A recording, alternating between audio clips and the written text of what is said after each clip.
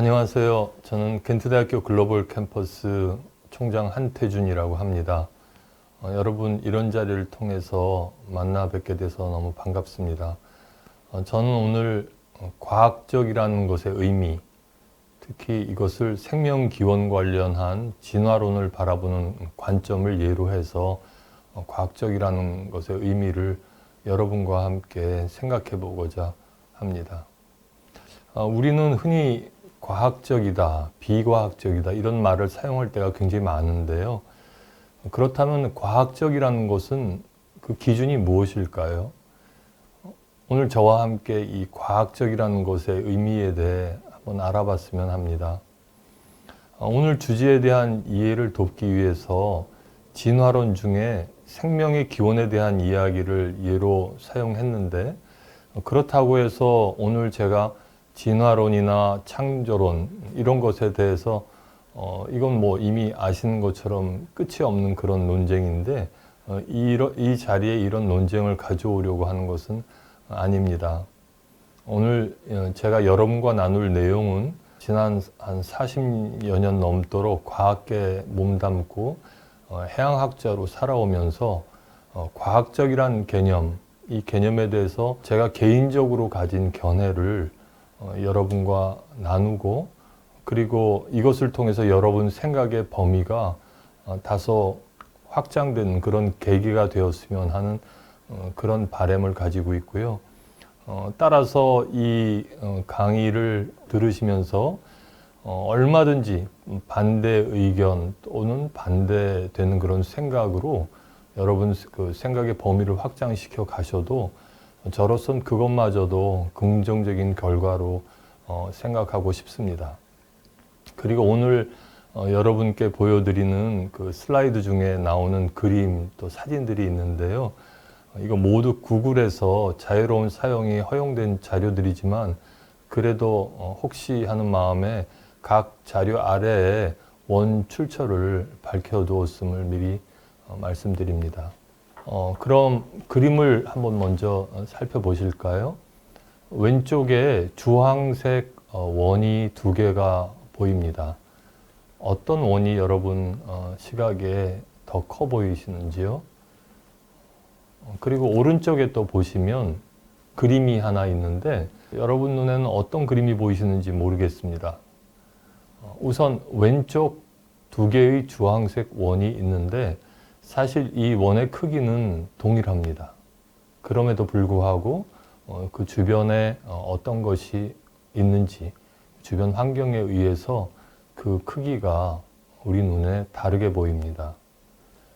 오른쪽 그림에서는 어떤 분들은 고개를 오른쪽으로 젖히고 있는, 그래서 턱선이 보이고 귀가 보이는 한 젊은 여성의 모습이 보인다고 말씀하시는 분들도 계실 거고요. 또 어떤 분에게는 코가 아주 크고 그리고 턱이 이렇게 기울어진 나이 많이 드신 그런 여성의 모습이 보인다라고 하시는 분도 계실 것입니다. 어떤 환경에서 그리고 어떤 시각을 가지고 사물이나 현상을 바라보느냐에 따라서 그것이 완전히 달라 보인다는 점, 심지어 세계와 세상이 달라 보일 수 있다는 것은 매우 흥미로운 일입니다. 이렇듯 관점이라고 하는 것은 사물을 인지하는 시각이라고 할 수 있는데, 이 시각은 지식에 의해서 일정한 체계를 갖춘다고 할 수 있습니다. 그리고 그 지식은 곧 교육에 의해서 습득되는데, 이 중에 특히 관습적 교육에 의해서 형성되는 지식은 개인적인 생생한 체험이나 각성 등에 의해서 만약에 교정되지 않으면 마치 우리가 가진 그런 습성처럼 우리 몸에 배어서 개인의 생활에까지 큰 영향을 끼칠 수 있습니다. 한 예로 저의 예를 들어보겠습니다. 어린 시절 저는 운동선수 생활을 했는데 당시에는 운동선수는 곧 공부를 잘 못하는 사람, 이러한 사회적인 혹은 관습적인 생각이 팽배했습니다. 그래서 그 어린 시기에 저는 이 생각 혹은 견해를 저도 모르게 습관적으로 받아들여서 나중에 운동을 그만둔 이후에도 그 관념에서 깨어날 때까지 매우 오랜 시간이 소요되었습니다. 심지어 제가 서울대학교에 입학해서 1학년 생활을 하던 때조차 제 마음속엔 제가 공부 못하는 사람이라는 열등감이 자리를 잡고 있었습니다. 다행히도 대학 2학년 시절에 교육심리학 강의를 듣는 중에 그런 열등 의식의 기원은 사회적 통념에 의해 제 안에 축적된 편견 때문이었다는 것을 깨닫고는 그 무거운 정신적인 짐에서 벗어나는 경험을 했습니다. 따라서 편견 없는 타당한 관점을 가지는 것이 특히 과학을 하는 데 있어 얼마나 중요한지 모릅니다. 자, 이제 우리가 흔히 말하는 과학적이란 게 무엇인지에 대한 타당한 관점, 그것에 대해 함께 생각해 보면 좋겠습니다. 무엇이 과학적이다 할 때는 소위 그것이 과학하는 정당한 과정에 의해 타당하다고 입증되는 것에 대해 붙일 수 있는 단어가 아닌가 싶습니다. 예를 들어 영혼은 존재하는가, 양심의 크기는 얼마나 될까 하는 이런 것들은 과학하는 과정, 그러니까 이 슬라이드에서도 보실 수 있는 것처럼 관찰하고 가설을 세우고 실험하고 측정하고 증명할 수 있는 이런 범위 밖에 있는 일이기 때문에 과학적이라는 용어의 적용 대상이 될 수 없습니다. 아마 종교의 영역도 바로 여기에 포함될 것이라고 생각되는데요. 그렇다고 해서 이런 영역이 비과학적이라고 할 수는 없습니다. 과학과 종교는 서로 생성된 기반과 존재하는 영역이 다르기 때문입니다. 과학은 사실, 즉 팩트의 기반 위에, 종교는 진리 또는 진실, 그러니까 truth의 기반 위에 서 있는 것이기 때문입니다. 그럼 사실은 무엇이고 또 진리는 무엇인가?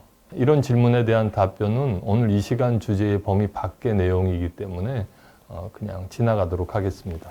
그렇다면 과학하는 과정이란 무엇일까요? 아까 잠시 언급드린 것처럼 관찰과 가설과 증명하는 실험과 또 결과의 재현성을 확인하는 과정, 바로 그런 것이 과학하는 과정이고 또 그 결과의 산물이 타당할 때 우리는 그것을 과학적인 것으로 받아들일 수 있습니다. 슬라이드에는 여러분들이 잘 아시는 아이작 뉴턴이 만유 인력 법칙을 발견하게 된 계기를 상징적으로 그리는 그런 그림이 있습니다. 자연과학 연구 활동에서 과학자들은 흔히 현상을 관찰한 후에 그것을 설명하는 가설을 세우고 실험을 하고 그리고 발생한 결과에 대해 추론 통계학을 적용해서 가설을 검증하여 결론에 도달하게 됩니다. 이때 가설을 검증하는 과정은 귀무가설, 아주 간략하게 표현하자면 모집단과 차이가 없다 혹은 같다와 귀무가설이 거짓일 때 대안이 되는 대립가설, 그러니까 차이가 있다, 그렇지 않다를 설정하고는 귀무가설이 옳은지 아닌지를 검증함으로써 최초에 세운 가설의 진위를 판단하게 되는데, 귀무가설이 타당하다는 것이 증명되면 그 가설이 맞다고 판단하는 것이고, 귀무가설의 타당성이 없으면 귀무가설을 기각하고 자동적으로 대립가설을 맞는 것으로 간주하는 방식을 취합니다. 오늘 주제는 과학적이라는 것이 무엇인지, 그래서 과학 탐구의 시각과 자세는 어떤 것이어야 하는지에 대해 함께 생각해 보는 것이기 때문에 한 가지 구체적인 예를 들어 한번 살펴보도록 하겠습니다. 진화론에 대해선 이미 잘 알고 계실 겁니다. 진화론은 과학적인가 하는 그런 질문을 제가 지금 여러분께 던지면 아마 모두 의아해 하실 것입니다. 아니, 해양생물학자라고 하면서 어떻게 진화론을 모르지? 하는 생각을 하실 수도 있습니다. 그럼 반대로 제가 질문 드려보겠습니다. 창조론은 어떻습니까? 과학적입니까? 아마 이 두 번째 질문에 대한 답변은 보다 빠르고 명확하지 않을까 생각합니다. 제가 일반 생물학 강의 도중에 이런 질문을 한번 던져보면은 학생들의 80% 이상은 진화론은 과학적이고 창조론은 비과학적이라고 답변합니다. 아마 여러분도 마찬가지의 답변을 하실 거라 하는 생각이 듭니다. 그러면은 진화론의 근간이 되는 개념부터 살펴보도록 하겠습니다. 슬라이드 오른쪽 그림 아래에서 보시는 것처럼 진화론의 근간되는 개념은 모든 생명체는 공통의 조상을 가지고 있으며 거기서부터 오랜 시간이 지나면서 지금과 같은 다양한 생명체가 탄생하게 되었다라는 것입니다. 자, 그럼 이제부터 진화론, 특히 생명 기원과 관련된 이론, 이것과 관련해서 가설을 하나 세워봅시다. 통계학에서 다루는 가설 개념과는 다소 다르지만 여하간 그 방식을 잠시 차용해서 가설을 세워보도록 하겠습니다. 귀무가설, 생명 기원에 대한 설명으로 진화론은 과학적이다. 대립가설, 생명 기원에 대한 설명으로 진화론은 과학적이지 않다. 자, 그럼 진화론은 과연 과학적일까요? 교과서에서 자주 볼 수 있는 생명 기원에 대한 과학적 이론은 다음과 같습니다. 원시 대기 상태에 있던 몇 가지 가스들이 화산, 열, 벼락, 번개, 우주자외선 등의 에너지에 의해서 화학 반응을 일으킵니다. 그 화학 반응의 결과 유기화합물이 생성이 되고 이것이 원시 지구 숲을 형성해서 거기서부터 시간이 흐르면서 단백질이 만들어졌고 여기서 최초의 원시 세포를 닮은 코아스베이트 같은 것들이 만들어졌으며 이후 긴 시간이 지나면서 단세포 그리고 다세포로 진화하면서 오늘날 볼 수 있는 다양한 생명체가 나오게 되었다. 이것이 생명 기원에 대해 아마 교과서에서도 많이 보실 수 있을 텐데 이 내용은 특히 1938년 오파린이라고 하는 러시아의 학자가 쓴 생명의 기원이라는 책에 비교적 잘 소개된 개념입니다. 이후에 1951년 시카고 대학의 하롤드 유레이 교수, 이분은 1943년 중수소 발견으로 노벨 화학상을 수상한 대단한 과학자입니다. 이분과 그의 대학원생이었던 스탠리 밀러 연구원이 간단한 실험 장치를 통해 오파린의 가설을 입증하는 실험 결과를 산출해서 세상을 깜짝 놀라게 했습니다. 화면에 보시면 밀러는 지구 대기를 모방해서 메탄, 암모니아, 수소, 수증기의 혼합물을 순환시키면서 전기 방전을 그곳에 주는 형태로 실험을 진행을 했는데 일주일 후에 거기서 생성된 용액을 종이 크로마토그래피로 분석한 결과 글리신과 알라닌 같은 간단한 아미노산이 생성된 것을 발견할 수 있었습니다. 따라서 긴 시간이 흐르게 되면 이런 아미노산들이 모여 단백질을 만들고 단백질은 곧 세포로의 진화의 핵심적인 구성 요소가 될 것이라는 게 아주 자명해 보였습니다. 여러분이 잘 아는 이기적인 유전자, 그 책의 저자인 영국의 리차드 도킨스 교수 같은 분들이 이러한 실험 결과를 보고 열광하면서 곧바로 신은 아마 존재하지 않으니 여러분 인생을 마음껏 즐기세요 라고 외친 배경에도 이런 과학 세계에서 증명된 실험적 내용이 확신과 근거를 제공해 준 까닭이라고 생각합니다. 그럼 이제부터 과연 여기에 나온 주장, 즉 적절한 환경만 주어진다면 긴 시간이 흐르면서 무생물에서 생물이 만들어지고 진화한다는 주장에 대해 과학적이라는 단어를 붙일 수 있는지에 대해 한번 함께 면밀히 검토해 보면 좋겠습니다. 실험적으로 나온 사실을 왜 새삼스레 부인하려고 합니까? 라는 질문을 하실 수도 있습니다. 하지만 과학자가 소위 수도사이언스에, 즉 거짓 과학에 빠지지 않으려면 어떤 주장에 대해 끝없이 의심하고 꼼꼼하게 과정을 점검해서 오류가 있는지 없는지를 확인하는 것이 정상이라고 생각합니다. 그러니까 지금부터 한번 생각의 타임머신을 타고 1951년으로 돌아가 오파린과 밀러의 주장을 다시 한번 살펴보자는 것입니다. 이 강의의 주된 대상으로 아마 청소년 여러분이 많을 것이라는 생각이 들기 때문에 특히 여러분의 시기에 어떤 현상에 대해 의심하고 또 생각하고 증거를 바탕으로 퍼즐을 맞춰가는 습성을 가져야 여러분 중에 과학도가 되기를 원하는 분들 아마 올곧게 성장할 수 있을 것이라 그렇게 믿습니다.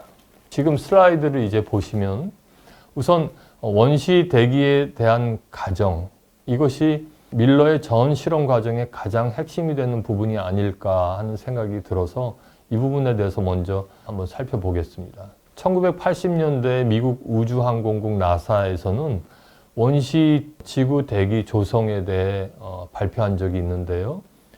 그 대기 조성 물질로 물, 이산화탄소, 질소 등의 불활성 기체만 존재했다고 밝혔습니다.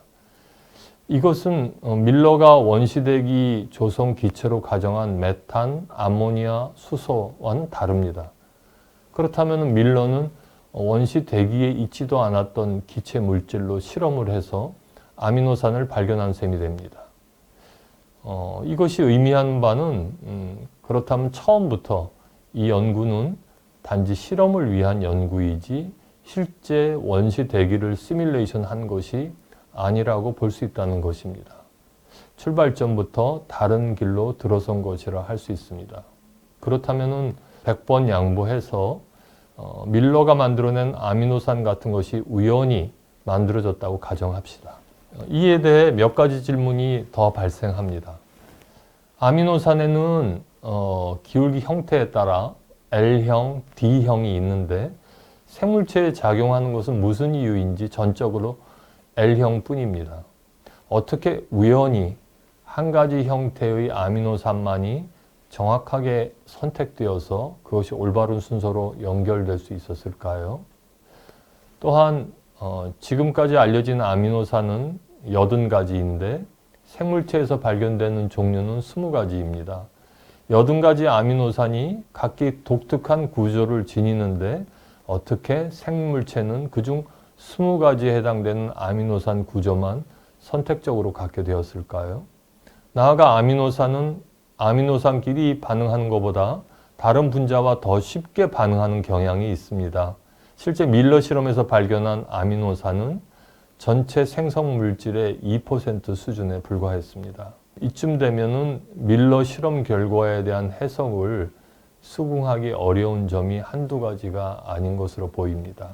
그런데 이제부터 문제가 조금 더 복잡해 보입니다. 여러분, 단백질 분자 하나를 만드는데 몇 개의 아미노산이 필요한지 아십니까? 대략 100여 개의 아미노산이 아주 정확한 방식으로 결합해야 단백질이 만들어집니다. 여러분 잘 아시다시피 퍼즐 맞추기 쉽지 않은 일입니다. 하지만 이 아미노산 결합은 퍼즐 맞추기는 비교가 안 될 정도로 훨씬 더 정교함을 필요로 합니다. 그리고 세포에서는 일반적으로 200여 개 이상의 단백질이 각 기능에 따라 정확한 결합을 하고 있는 것을 보게 됩니다.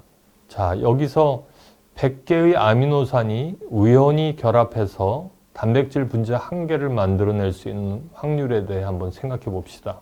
미국 펜실베니아 대학 교수이며 생화학자인 마이클 베이 교수의 비유에 의하면은 그 확률은 한 사람이 사하라 사막에서 눈 가리개를 하고 특별한 표시를 해놓은 모래알 하나를 찾는데 한 번이 아니라 3번 성공적으로 찾아내는 확률이라고 했습니다.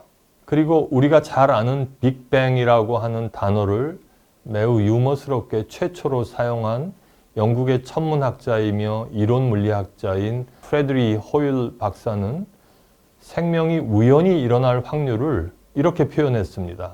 아마 슬라이드 오른쪽에 보신 거기에 원문이 적혀 있는데요. 수많은 부속품이 쌓여있는 고물 야적장에 돌풍이 불어와 우연히 완벽한 기능을 갖춘 보잉 747기를 조립해 놓을 확률에 해당된다 라고까지 했습니다. 생명 탄생과 관련해서 여러분 우리 이 확률에 기대를 담아도 될까요? 과학하는 사람으로서 더 생각해 볼 일은 그런데 여기서 끝나질 않습니다. 세포에서 구조적으로나 기능적으로 매우 중요한 역할을 하는 단백질이 생명을 이룬 최초의 물질이라고 가정해 봅시다. 그러나 단백질은 자기 복제를 하지 않고 유전 정보를 지닌 핵산, 즉 DNA나 RNA가 함께 작용해서 아미노산 순서를 지정해 줌으로써 만들어집니다. 그렇다면 단백질 이전에 DNA가 존재했어야 하는데 그럼 이 DNA는 언제 어디서 생겨난 것이지요? DNA와 RNA를 만드는 일은 단백질을 만드는 일보다 훨씬 더 복잡한 문제이고 그래서 지금까지도 DNA, RNA 자체를 인공적으로 합성한다는 것은 우리의 상상을 초월한 일이고 반면에 현재 생존해 있는 모든 생물체가 유전 물질로 사용하고 있는 이 DNA가 자기 복제를 하기 위해서는 반드시 단백질의 촉매 작용이 필요하다는 사실인데 그렇다면은 단백질이 만들어지는데 DNA가 필요하고 DNA가 복제하는데 단백질의 도움이 필요하다는 의미가 됩니다. 이런 것을 우리가 소위 chicken and egg question이라고 하죠. 즉 닭이 먼저냐 알이 먼저냐 하는 그런 문제에 봉착하게 됩니다. 여기서 우리는 DNA 분자 구조를 밝혀서 노벨상을 수상한 프란시스 크릭 박사가 한 의미 있는 말을 눈여겨볼 필요가 있습니다. 슬라이드 그 아래 그림 왼쪽을 보시면 있는데요. 생명의 기원은 거의 기적처럼 보입니다. 생명이 생성되려면 반드시 충족되어야 할 조건이 너무 많습니다. 자, 최초의 원시 세포 모양이 아주 긴 시간이 지나 세포가 되었다고 하는 생각에 대해서도 한번 잠시 생각해 봅시다.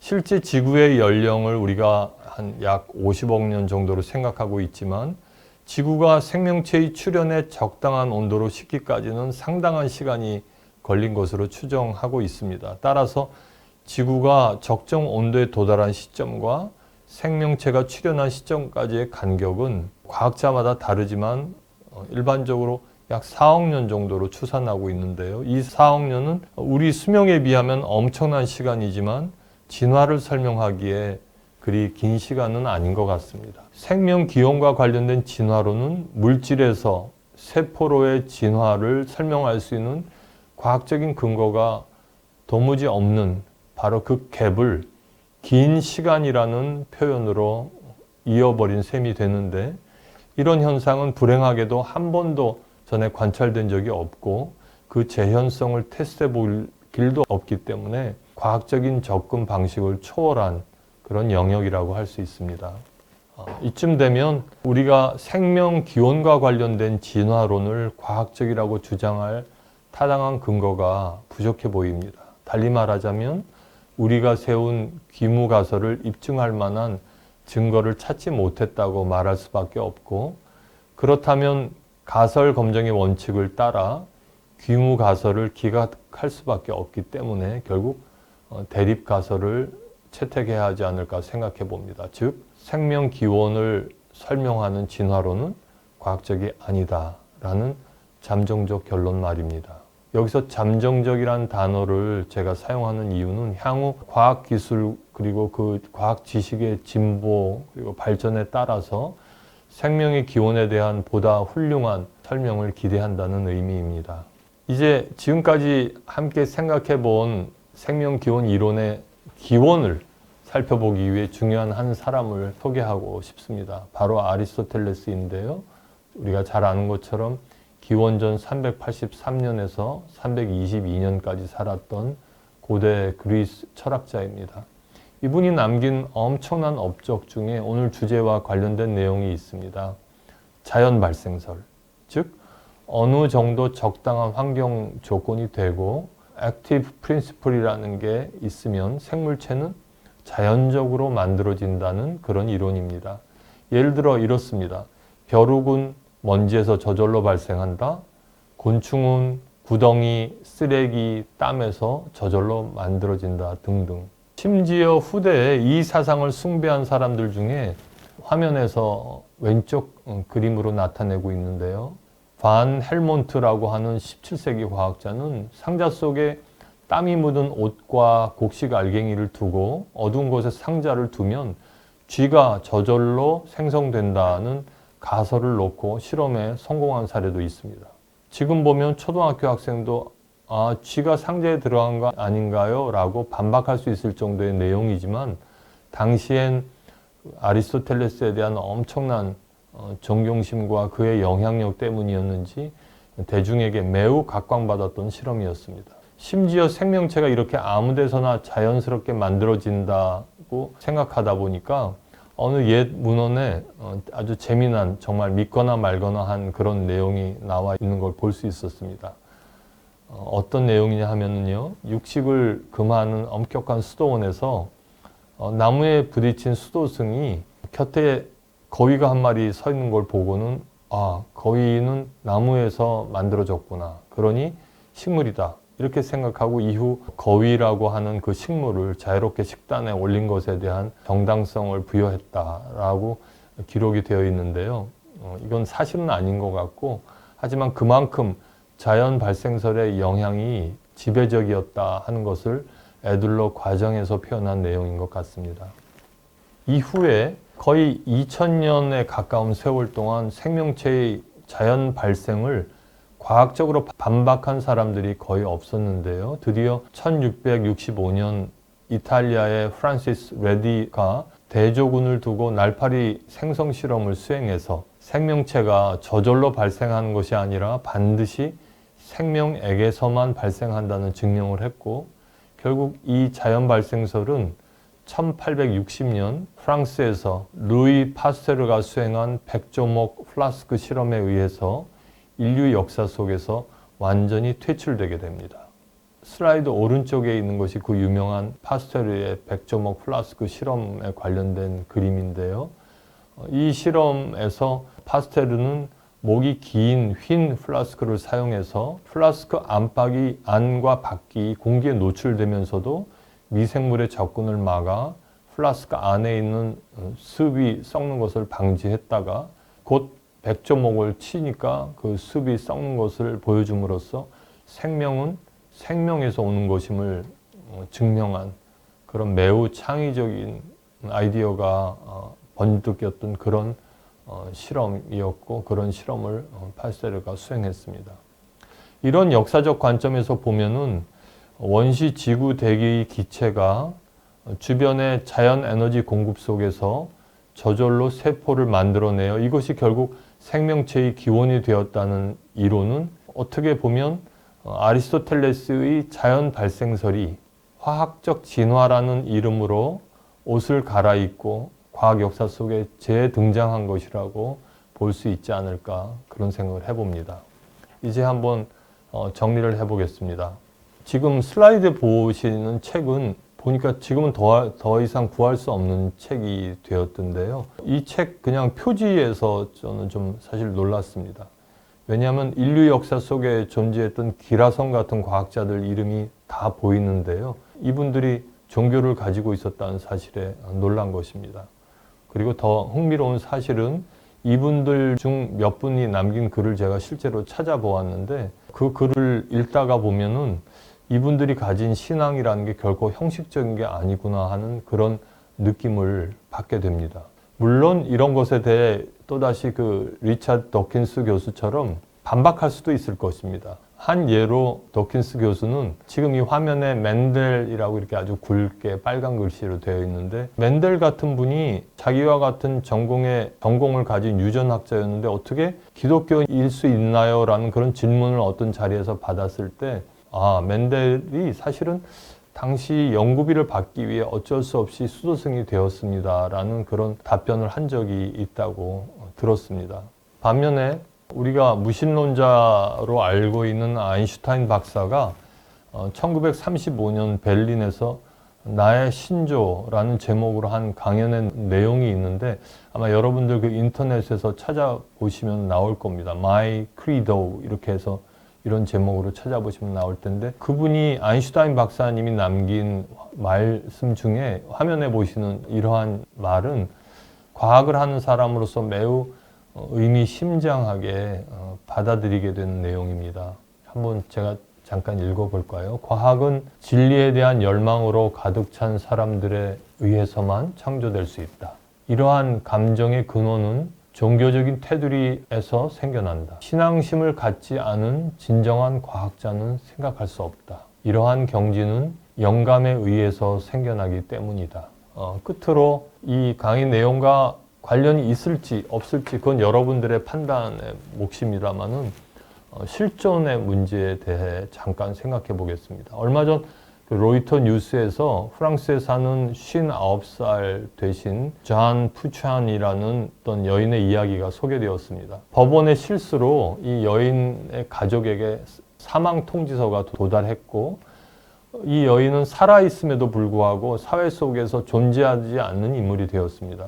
법원에 가서 자신이 살아있음을 실제로 증명했지만 법원은 시스템 메이저 에러를 처리할 수가 없다 하는 그런 이유로 그 여인이 살아있다는 것을 인정하지 않아서 지난 4년간 법적 투쟁을 벌이고 있다는 소식이었습니다. 아니, 눈앞에 생생하게 살아있는 사람이 인간이 만들어 세운 시스템 내의 인식 오류로 인해서 존재하지 않는 대상으로 정의가 되고 그가 살아있는데도 그것을 도무지 인정하지 않고 있다는 것, 너무 아이러니 아닙니까? 존재의 가치가 사람이 만든 불완전한 인식 시스템에 의해 터무니없이 무시되고 있는 전형적인 예라고 할 수 있습니다. 한 가지 더 예를 들어 존재에 대한 이야기를 하고 싶습니다. 사실 존재란 객관자의 인정에 의해 결정되는 것이 아니라고 생각합니다. 예를 들어 도킨스 교수처럼 객관자의 위치에서 주체자인 신이 존재하지 않는다 혹은 신이 존재한다라고 아무리 주장을 해도 그것이 신의 존재에 대해 어떤 영향도 끼칠 수 없습니다. 왜냐하면 존재라는 단어가 품은 그 의미에서 볼 때 신은 우리가 인정해서 존재하고 인정하지 않아서 존재하지 않는 게 아니기 때문입니다. 마치 우주 속에 아직 발견되지 않은 별들이 존재하지만 우리가 그 존재를 모를 뿐 그 별들이 존재하지 않는 게 아니듯이 말입니다. 최근 독일의 신학자인 윌겐 몰트만 박사의 저서인 과학과 지혜라는 그런 책에서 지식은 놀람에 의해 획득된다라는 표현이 가슴에 와닿았습니다. 내용은 이렇습니다. 자각하는 주체와 자각의 대상인 객체가 서로 접촉할 때 놀람이라는 방전 현상이 일어나서 캄캄하기만 했던 지각의 영역 속으로 찬란한 빛이 스며들게 됩니다. 그리고 그 빛을 더 탐구해 갈 때 우리는 전에 알 수 없었지만 존재하고 있었던 희미했던 대상을 더 밝고 선명하게 그리고 친밀함 가운데 인지하게 됩니다. 새로운 지식이 자기화되는 순간입니다. 아직도 우리 인식세계를 사로잡고 있는 진화론은 과학적이다라는 생각의 영역이 있습니다. 오늘 강연을 통해 제가 바라는 것이 있다면 과학이라는 이름으로 우리 인지 영역 일부를 아주 당연하고 자연스럽게 차지하고 있었던 생명 기원과 관련된 진화 이론에 대해서 아주 잠깐이었지만 여러분의 지각에 빛이 비추었기를 바랍니다. 서두에 이미 말씀드렸듯이 이 강의는 진화 이론 모두를 부인하려고 의도한 강의가 아닙니다. 과학하는 사람으로서 어떤 이론을 만날 때 그것을 맹목적으로 지식화하기보다는 그것에 대해 과학적이라는 판정을 내리기 위해서 검토해야 할 내용들을 꼼꼼하게 살펴보는 자세를 가져야 한다는 점을 강조하기 위해서 우리에게 마치 정설처럼 받아들여지고 있는 이론을 예를 들어 설명한 것뿐입니다. 오늘 살펴본 것처럼 생명 기원을 설명하는 중추를 형성하고 있는 사상, 즉 자연 발생의 개념, 생물이 공통의 조상에서 발생했고 긴 시간의 힘으로 물질이 우연히 단세포로 그리고 단세포가 다시 다세포가 되고 원숭이가 사람이 되었다는 이런 소위 대진화 개념은 아직은 과학적이라고 생각할 수 있을 정도의 충분한 증거를 갖고 있지 못하다는 점을 말씀드리고 싶었고 따라서 과학적이지 않은 것을 계속 과학적이라고 생각하는 것은 어쩌면은 자기 신념이고 심지어 강한 믿음을 필요로 하는 종교의 경지와 같은 것이 아닐까 하는 것이 저의 생각입니다. 오늘 강연을 통해 여러분 중 누군가의 지식의 영역에 놀람의 방전이 일어났길 바랍니다. 특히 오늘 강연과 관련해서 과학한다는 것이 무엇인지, 그리고 더 나아가 모든 생물과 거기 포함된 여러분 존재의 가치를 단지 물질적 진화의 산물이라는 개념에서 찾는 게 그게 과연 합리적인 것인지 한번 깊이 생각해 보셨으면 합니다. 과학적이라는 것은 생각하고 의심하고 면밀하게 객관적인 증거를 찾는 끝없는 여정을 거친 후에 내려야 할 결론이라는 점, 그리고 존재의 기원을 더 이상 물질론적 진화론의 관념에서 찾지 말고 보다 더 높은 가치의 관점에서 바라보아서 여러분이 살아가는 삶의 방향과 태도가 더욱 의미 있고 생동적이고 행복하길 바랍니다. 여러분 시간 되실 때 화면에 권해드리는 책 2권을 한번 일독해 보셨으면 합니다. 왼쪽에 있는 책은 옥스퍼드 대학교 분자 생물리학 교수였던 알리스터 맥그라스 교수, 지금은 이제 신학자가 되었는데 그분이 쓰신 책이고요. 오른쪽에 있는 책은 하버드 의대 교수셨던 아만드 니콜라이 교수께서 쓰신 책인데 아마 여러분들 그 사고의 범위를 충분히 확장시켜 줄 만한 그런 책이라 생각해서 일독을 권합니다. 네, 이상으로 제 강의를 마치도록 하겠습니다. 여러분 재미있으셨는지 모르겠는데 이런 기회를 통해서 여러분과 함께 시간을 나눈 것에 대해 다시 한번 감사드립니다. 또 다른 기회가 있을 때 만나 뵙게 되기를 바랍니다. 고맙습니다.